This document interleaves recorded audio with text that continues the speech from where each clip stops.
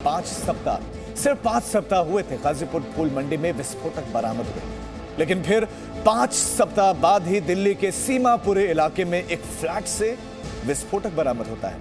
यानी कि मंडी से मकान तक दिल्ली बारूद पर बैठी है।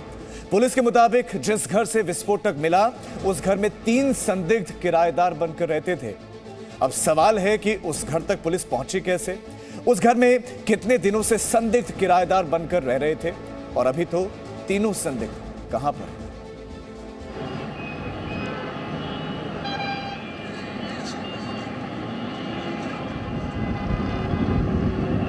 अपनी दुकान के अंदर उतने ही ग्राहक अलाउ करेंगे जिससे कि दुकान के अंदर अपने आसपास के लोगों पर नजर। दिल्ली में करीब 2 करोड़ लोग रहते हैं।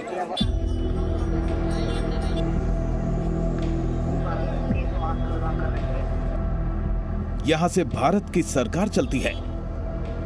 राष्ट्रपति दिल्ली में, उपराष्ट्रपति दिल्ली में, प्रधानमंत्री दिल्ली में,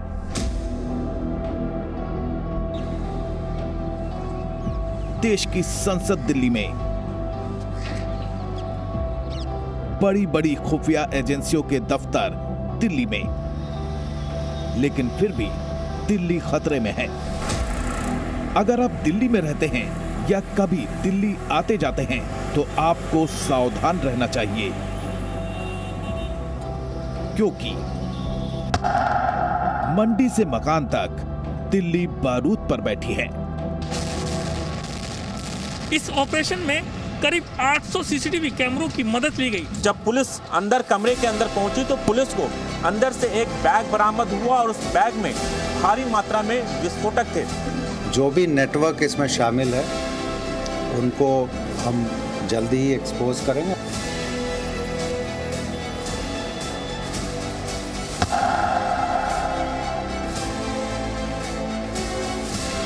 जनवरी को दिल्ली की गाजीपुर फूल मंडी में विस्फोटक बरामद हुआ था और 5 हफ्ते बाद 17 फरवरी को सीमापुरी में एक मकान से विस्फोटक मिले। पुलिस के मुताबिक सीमापुरी का टेरर मॉड्यूल गाजीपुर मॉड्यूल से ही जुड़ा है। ये जो आप मकान देख रहे हैं ओल्ड सीमापुरी का D49 ओल्ड सीमापुरी का ये मकान है और इस मकान में कुछ संदिग्ध लोग हो सकते हैं।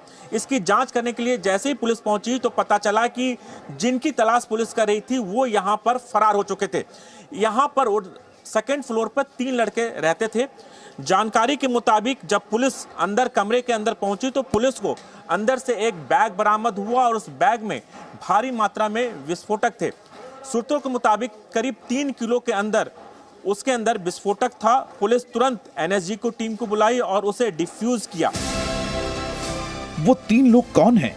उनकी उम्र कितनी है? वो कितने दिनों से इस मकान में रह रहे थे और वो तीनों कैसे फरार हो गए?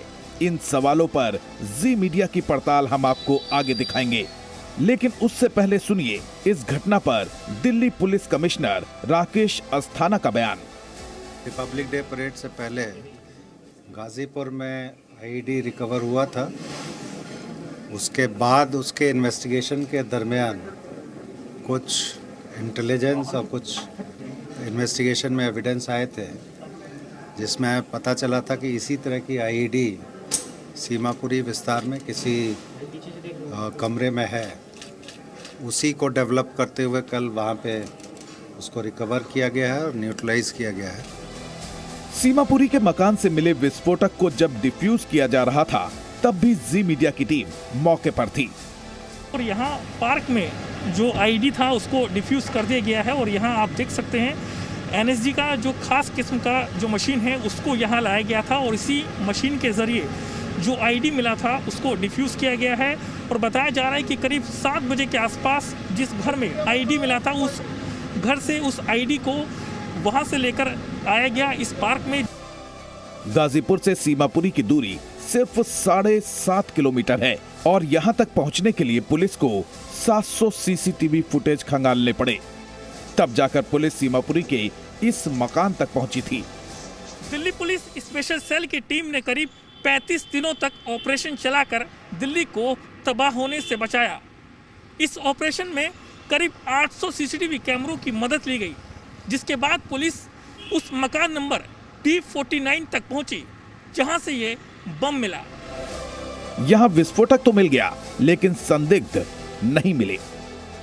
जो जानकारी मिल पाई है उसके मुताबिक कुछ दिनों पहले ही प्रॉपर्टी डीलर के थ्रू जो मकान मालिक है आसिम, उसने अपने इस मकान को एक लड़के को किराए पे दिया था और उनका वेरिफिकेशन नहीं कराया था। और 10 दिनों के बाद 2 लड़के और आते हैं और तीनों लड़के यहाँ पर रह रहे थे, लेकिन पुलिस के पहुंचने से पहले वो फरार हो गए। पुलिस फिलहाल उस प्रॉपर्टी डीलर और मकान मालिक से पूछताछ कर रही है। दिल्ली पुलिस की स्पेशल सेल मकान मालिक हाशिम और प्रॉपर्टी डीलर शमीम से पूछताछ कर रही है। इसके अलावा जिस फ्लैट में आईईडी मिला था उस फ्लैट में रहने वाले 3 किराएदारों का स्केच बनवा रही है ताकि ढूंढने में आसानी हो। पुलिस सूत्रों के मुताबिक 3 संदिग्धों में एक मौलाना है, बाकी 2 संदिग्ध 20 से 22 साल के हैं। संदिग्धों पर पड़ोसी क्या कहते हैं, सुनिए। सर 3-4 लड़के रहते थे और कम उम्र के लड़के 20-22 साल की एज होगी इन लोगों की, और ज्यादा देखा नहीं गया इसलिए ज्यादा बता नहीं सकती मैं आपको, बहुत कम ही दिखाई देते थे बाहर। ये पुलिस के मुताबिक इस टेरर मॉड्यूल का मकसद दिल्ली के लोगों को निशाना बनाना है, यानी भीड़भाड़ वाले इलाके में जोरदार धमाके की साजिश।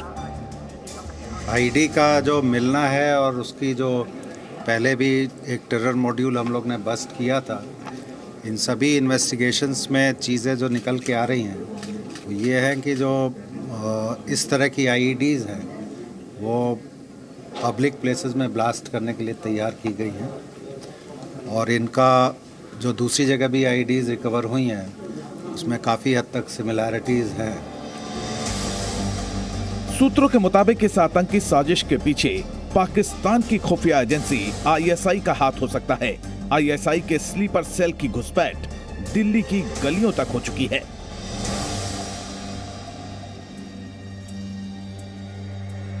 सबसे बड़ा सवाल ये कि हमारे और आपके बीच जो स्लीपर सेल रह रहे हैं उसे हम नहीं पहचान पा रहे हैं, और वही लोग ऐसे लोगों को पनाह देते हैं जिसकी वजह से हमारे बीच ऐसे संदिग्ध लोग रह रहे हैं। हालांकि पुलिस की प्राथमिकता यह है कि इन तीनों लड़कों को गिरफ्तार किया जाए ताकि पता चल सके कि किन के इशारे पर वो दिल्ली को दहलाने की साजिश रच रहे थे। राजू राज, जी मीडिया, दिल्ली। तो दिल्ली पुलिस उन संदिग्धों की तलाश में जुटी है और उम्मीद है कि जल्द से जल्द वो पकड़े जाए ताकि आईईडी वाले टेरर मॉड्यूल के मास्टरमाइंड तक पहुंचा जा सके। आतंकवादी चाहे कहीं भी भागे, कितने दिनों तक भागे, लेकिन ज्यादा दिनों तक बचकर नहीं रह सकते। अब अहमदाबाद बम ब्लास्ट के गुनहगारों का अंजाम आप देख लीजिए। आज से 14 साल पहले 26 जुलाई 2008 को अहमदाबाद में 70 मिनट के दौरान 21 सिलसिलेवार बम धमाके हुए थे और उस वक्त नरेंद्र मोदी गुजरात के मुख्यमंत्री थे।